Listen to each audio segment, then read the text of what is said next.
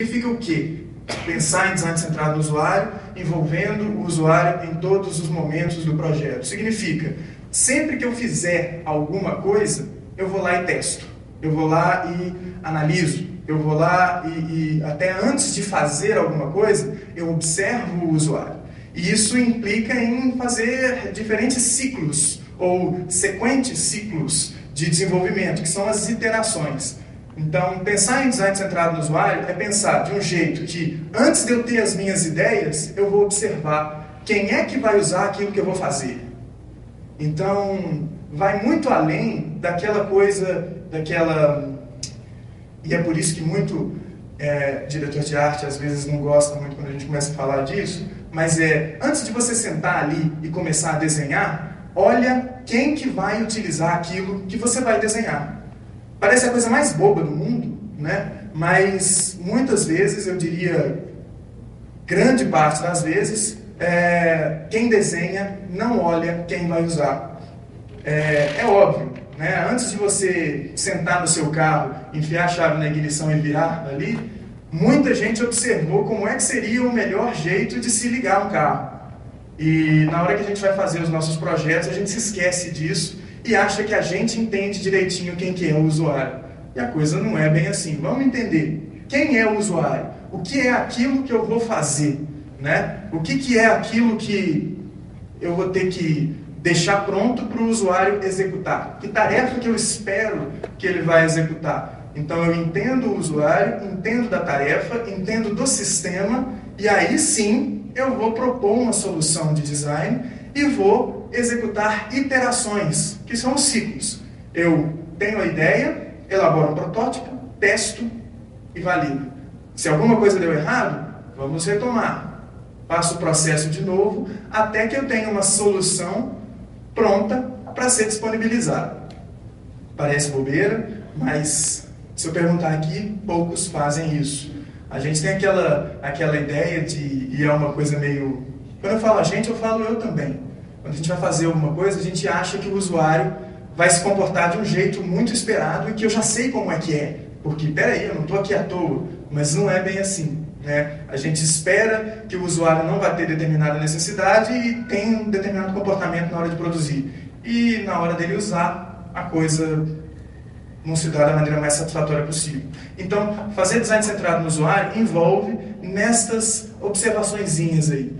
Colocar o usuário no centro da coisa, observar o usuário, observar o que eu vou fazer, testar, e aí fazer eventuais adaptações, completando um ciclo iterativo para evoluir o meu produto, né? Então, não é nada tão difícil assim de se fazer. Se a gente organiza, se a gente estabelece direitinho papéis dentro da equipe de produção, se a gente tem um cronograma bem montado, dá para fazer, parafraseando aí um dos próximos candidatos aí, né? Bom, design centrado no usuário segue algumas regrinhas que são até normatizadas por um conjunto de observações lá da ISO. São princípios e são atividades que a gente executa para conseguir fazer aquilo pensando no usuário.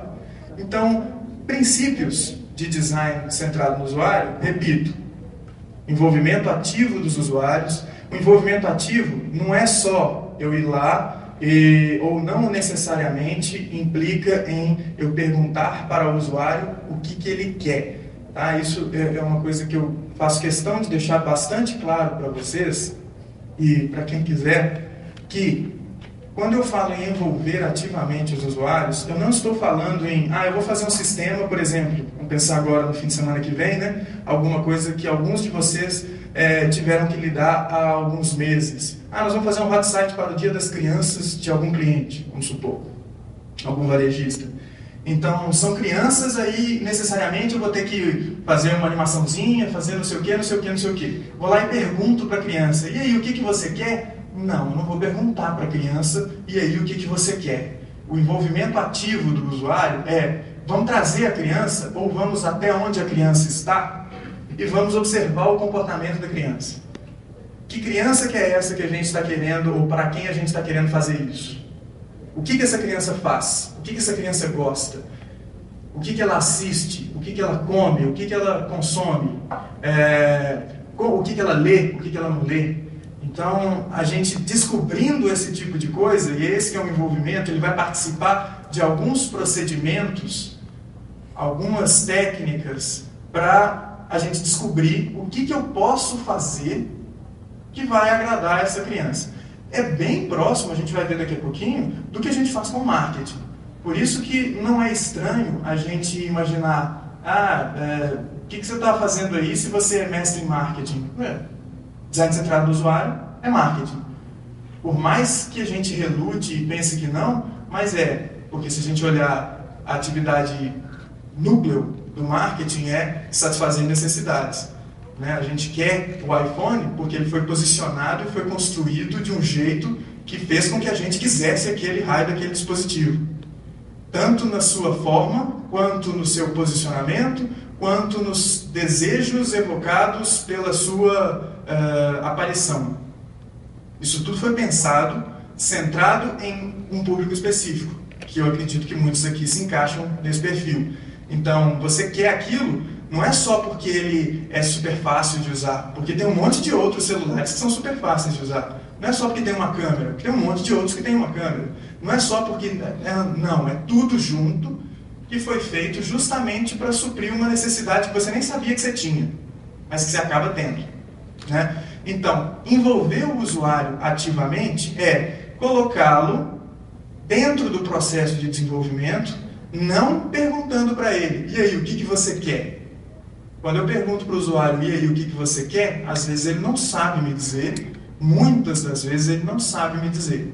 Mas se eu sei quem é o usuário, se eu sei qual é a tarefa que deve ser executada, se eu sei como que esse usuário se comporta, a chance de eu obter sucesso é maior. Então, uma das coisas, envolvimento dos usuários, alocação de funções para o sistema e para o usuário, que vamos conhecer daquilo que a gente está fazendo, vamos entender o que é que tem que ser feito, porque não é raro a gente pensar num sistema e não entender todos os fluxos de tarefas possíveis que aquele sistema tem que oferecer para o usuário. É muito fácil a gente topar com o setor de planejamento que, depois de feito todo o procedimento, ou a gente já viu isso várias vezes, o planejamento, quando vai conversar com o departamento de tecnologia lá, ou com o camarada que chefia a equipe de tecnologia, tem um embate, porque o camarada que pensou na tecnologia, ele já pensa nos caminhos possíveis, e o planejamento às vezes esqueceu isso. Ou o camarada que fez ou que vai fazer o layout, ele esqueceu que eventualmente vai ter que ter um conjunto de telas para esquecimento de senha, recuperação de senha, num sistema de gerenciamento de usuário. E aí o cara da tecnologia fala, como é que você esquece disso, cara? Você acha que todo mundo vai saber da senha o tempo todo? Ou às vezes é o contrário, o planejamento pensou isso e o cara da tecnologia nem faz ideia que isso tinha que ter sido desenvolvido.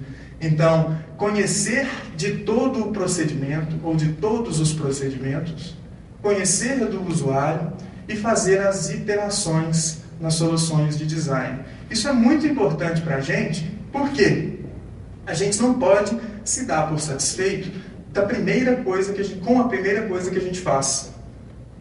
É óbvio, tem uma questão instintiva aí, de que é muito provável que a nossa primeira solução venha a ser satisfatória, mas isso não é regra. A gente evolui sempre, a gente descobre alguma coisa e melhora. É melhor que a gente faça esses incrementos de funcionalidades ou a gente facilite o processo de execução de uma determinada tarefa durante a produção e não depois que o produto está pronto.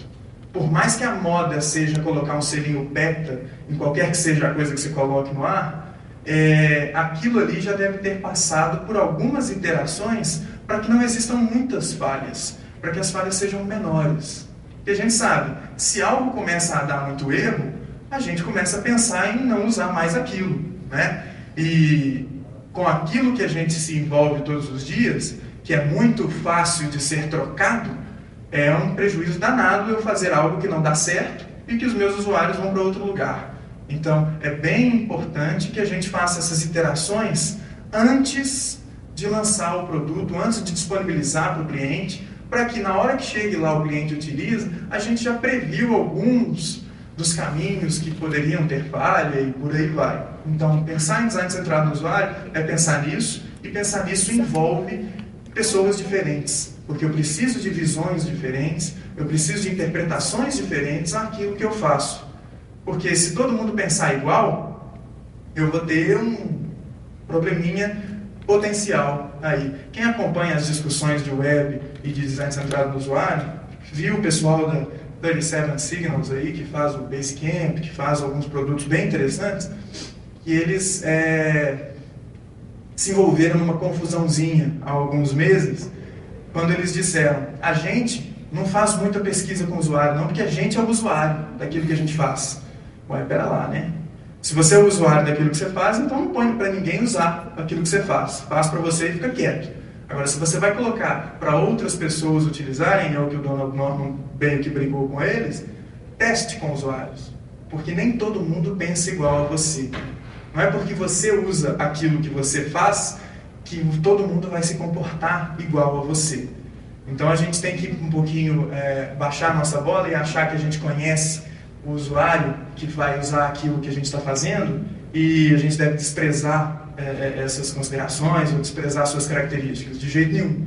A gente pode conhecer muito, mas ainda assim a gente precisa observar e identificar necessidades e fazer iterações, porque isso é vital para os nossos projetos. Tá? Bom, além dos princípios, a gente tem algumas atividades. Os princípios norteiam o design centrado no usuário. As atividades são efetivamente aquilo que a gente tem que executar durante o processo de design centrado no usuário. Então tá lá, eu vou entender o contexto de uso, eu vou saber, por exemplo, e aí não falando só de web, porque design centrado no usuário se envolve ou diz respeito a tudo aquilo que eu vou disponibilizar para alguém. Então vamos pensar aqui, se é no caixa eletrônico de um banco, ou se é no terminal de check-in automático no aeroporto, eu tenho que entender qual vai ser o contexto de uso disso, como que o camarada vai usar isso. Vai ter barulho? Vai ter que tipo de iluminação? Como que ele vai interagir com isso? Como que ele vai ter que executar essa tarefa que eu quero que ele execute? Em que circunstância? Em quanto tempo eu quero que ele faça isso? E por aí vai. Né? Então, entender o contexto é bastante importante, é crucial para eu começar a pensar o que eu devo fazer. Né? Observar o que esse usuário espera quando ele vai utilizar aquilo que eu vou fazer para ele. Então, é um terminal de check-in? É um caixa eletrônico de um banco? É um sistema de recarga de celular? É o quê? É um cartãozinho para eu colocar crédito no meu celular? São aquelas instruções que eu tenho que seguir, aquele procedimento que ele tem que executar? O que ele tem que fazer? Qual é o estado inicial e qual é o estado final? O estado inicial é o usuário entrou no site, o estado final é ele está cadastrado e pode fazer alguma atividade dentro desse site. O que vai acontecer aqui? Vamos entender o que o usuário espera na hora que ele topa com aquele sistema na frente dele. Vamos entender o que eu posso oferecer para que ele execute essa tarefa. Como que essa tarefa pode ser executada, lembrando das necessidades dele e das necessidades de quem me contratou. Porque não adianta eu só pensar num deles. Se eu só penso no usuário e esqueço da empresa que está disponibilizando aquilo para o usuário, ela também tem um objetivo, ela quer que alguma coisa aconteça com aquele